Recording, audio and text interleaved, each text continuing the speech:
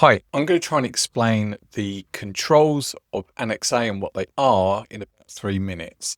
So the first thing to understand when we're talking about ISO 27001 and what a control is, think of it like a risk measure that you would take to mitigate a risk. So for example, if a risk is I could get a virus on my computer or something like that, then my measure, my control is that I would put in place anti-malware, okay? But there are lots and lots of them, and they range across different families and types of controls.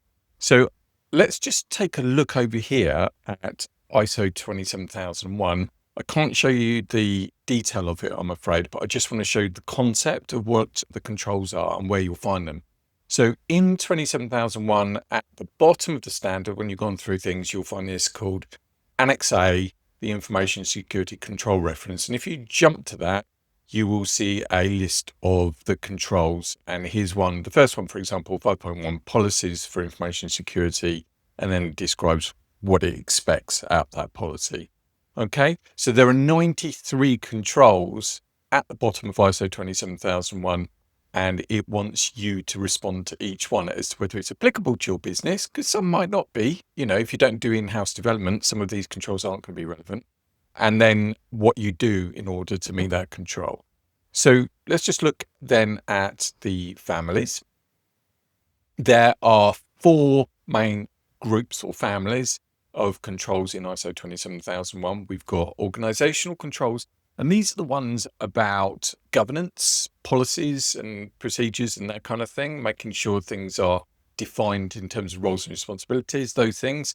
Then you've got people, which is about your employees and making sure they know what they need to know. You've done background checks and those kind of things. And then you've got physical controls, and the physical controls are about securing premises. So security cameras, swipe cards, not allowing people to walk in off the street into your business. Less and less relevant these days to people that are working virtually, which I see so much of. And then you've got the final group of controls called technological controls. And these are the ones that people normally think about when they think about 27001, segregation of networks and that kind of thing. So they are not evenly stacked. There's far more in organizational and technological than, say, in the people controls. But this is reflective of where it wants you to spend the effort. Then what you do is you take the controls and you put them into a document called the Statement of Applicability.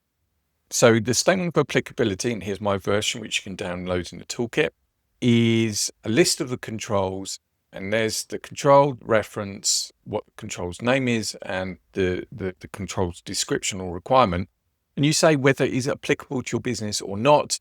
You have to justify any inclusions or exclusions, and then you might have an implementation status, but that's not mandatory. And then you say how it is you meet that control. So you might link to an information security policy. So an auditor or someone can come in and check and just open up the document and go, there, I get it. Okay.